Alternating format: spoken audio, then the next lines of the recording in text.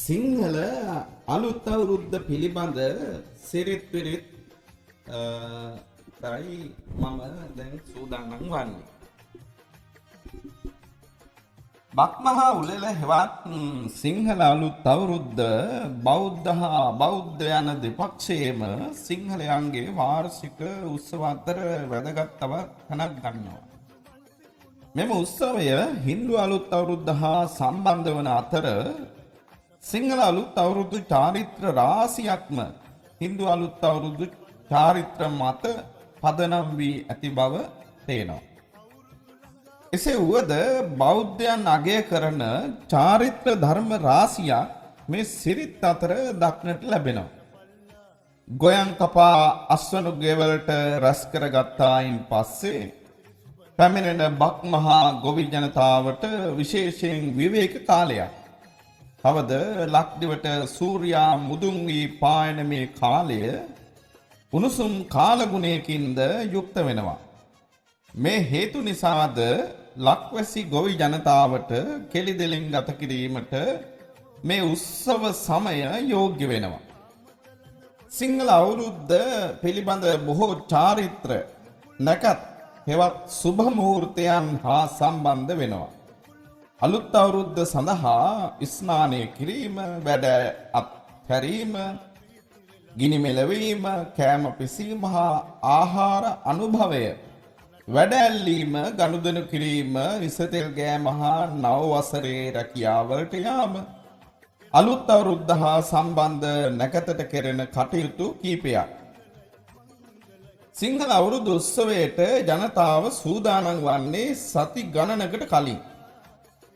ගම්බදව පැහැදිලිව දක්නට ලැබෙන දෙයක් නම් ගෙවල් දොරවල් අලුත් අඩියා කොට පවිත්‍ර කර ගැනීම. වහල සෙවිලි කර බිත්ති සුදුහුණුගා ගෙබිම ගොම මැටිගා පවිත්‍ර කර ගැනීම දුප්පත් ගම්වැසියන්ගේ උවද චාරිත්‍රයක්.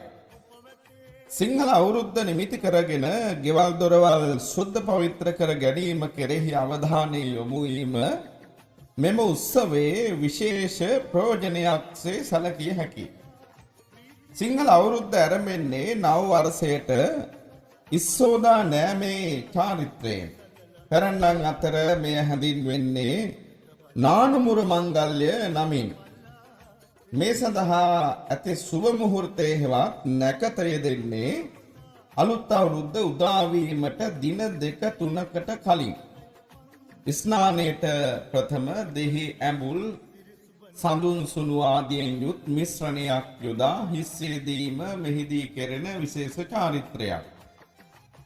දික් කේශ කලාපයක් ඇති කාන්තාවන් මෙයට වැඩි රුචියක් දක්වන්නේ ස්වකීය කේශ කලාපයන් මනවින් රැක ගැනීමට මේ සිරිත හේතු වන බැවින්.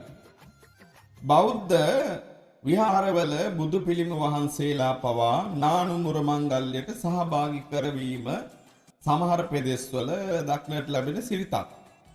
බුදු පිළිම වහන්සේ ස්නානය කරවනු ලබන්නේ කැඩපතකට වැටෙන පිළිම හිසේ ඡායාව පරිස්සමින් නෑවීමෙනි. පරණ අවුරුද්දේ වැඩ අත්හැරීම කෙරෙන්නේද නැකතට. වැඩ අත්හැරීමෙන් පසුව එන කාලය පුණ්‍ය කාලය ලෙස සලකනු ලබනවා. පුණ්‍ය කාලය තුලදී රැකිරක්ෂා කටයුතු කිසිවක නොයදී විහෙර විහාරවලට ගොස් මල් පහන් පුදා පින්දහම් වල යෙදීම සිරිතක්. සංක්‍රාන්තිය හෙවත් නව අවුරුද්ද ලැබීම උත්සවයේ වැදගත්ම අවස්ථාවක්. වෙඩි හා රතිඤ්ඤා පිපිරවීමෙන් අලුත් අවුරුද්ද සතුටින් බාර ගැනීම බොහෝ දෙනෙකුගේ සිරිතක්. සංක්‍රාන්තිය සිදුවෙද්දී විහාරවල ඝණ්ඨාව නාද කිරීමද ලක්දිව බොහෝ ප්‍රදේශවල කෙරෙන සිරිතක්. දැන් නව වසර උදා වී අවසానයි. සියල්ලෝම අලුත් ඇඳුම් වලින් සැරසී අවුරුද්දේ ඉතිරි වැඩ කටයුතු වල යෙදෙනවා. ජ්‍යොතිෂ ශාස්ත්‍රඥයින් විසින් පෙන්වා දී ඇති අයුරු වර්ෂයකට નિયમિત සුබ වර්ණයෙන්ම අයදුම් සකස් කර ගැනීම බොහෝ දෙනෙකුගේ සිරිතක්. ගෘහණියෝ අලුත් ලිප් බැඳ නැකත්තන් විසින් යෝජිත දිසාව බලා සුබ මුහුර්තයෙන් ගිනි දල්වනවා. අවුරුදු භෝජනයට ගිතෙල් මිශ්‍ර කිරිබතක් පිසිනවා. සුදු පිළියක් අතුරන ලද මේසයට කිරිබත්, කැවුම්, කොකිස්, කෙසෙල් ගෙඩි ආදී කැවිලි ඇර මැදෙහි පහනක් දැල්වීමද සිරිතක්. පවුලේ වැඩිමහලු බාල සියලු දෙනම මෙදින සුබ මොහොතින් එකවර කෑම ගන්නේ ඉතා සන්තෝෂයෙන්. වැඩැල්ලීමට නියමිත වේලාවේදී තමන්ගේ රැකියාව හා සම්බන්ධ හෝ වෙනත් නියමිත වේලාවේදී තමන්ගේ රැකියාව හා සම්බන්ධ හුරු පුරුදු කාර්යයක හෝ කවුරු යෙදෙන්නේ උදා වූ වර්ෂයේදී තම තමන්ගේ රැකියාව හා සම්බන්ධ වැඩ කටයුතු ਸਰව ප්‍රකාරයෙන් සාර්ථක වේවා යන ප්‍රාර්ථනාවෙන් පාසල් ළමයි නැකතට පොත් පාඩම් කරනවා. අකුරු ලියනවා.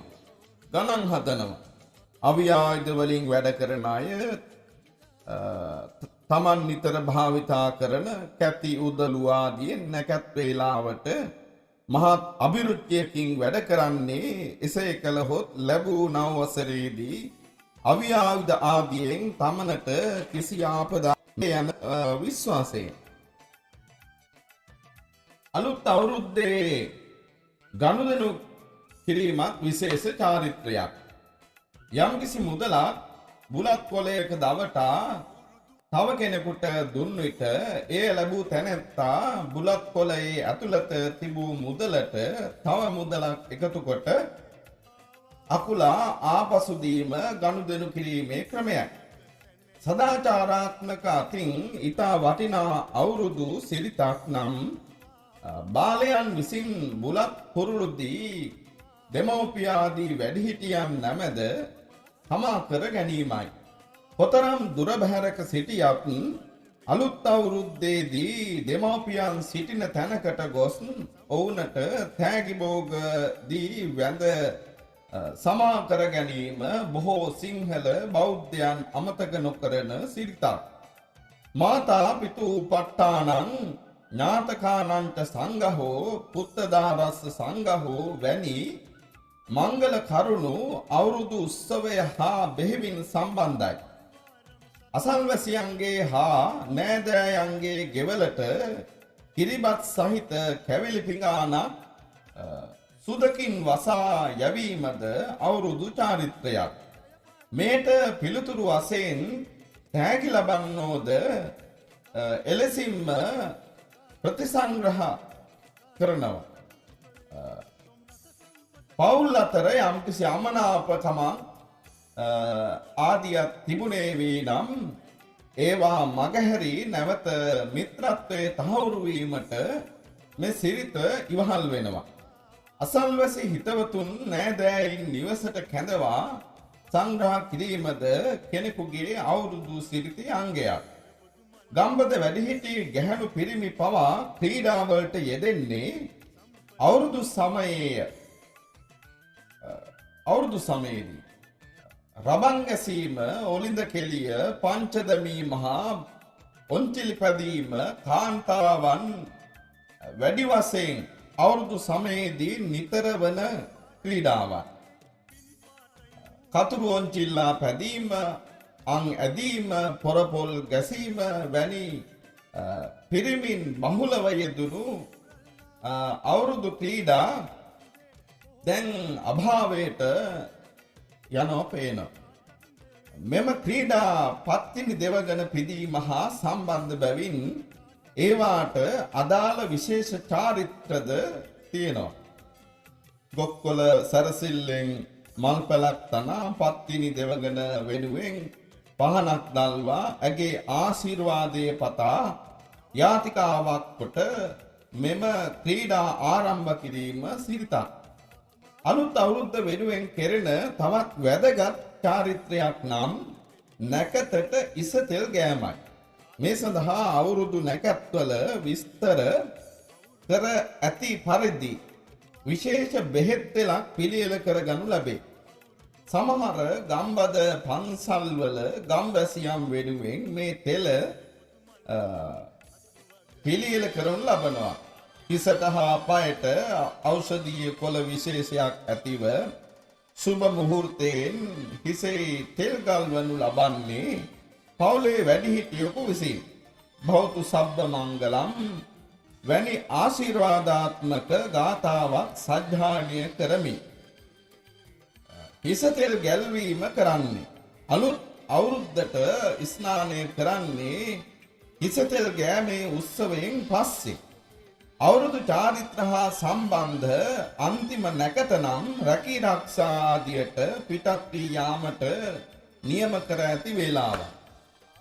බිඳවැටී ගිය සමාජ සම්බන්ධකම් නැවත ගොඩනැගීම, නෑදෑ හිතමිතුරු සම්බන්ධකම් තව තවත් වැඩි දියුණු කිරීම, වැඩිහිටියන්ට සැලකීම හා වේලාවකට වැඩ කිරීමට පුරුදු වීම වැනි සදාචාරාත්මක වටිනාකම් අවුරුදු සිරිත්වල ගැබ් වී ඇති බව පේන්න තියෙනවා.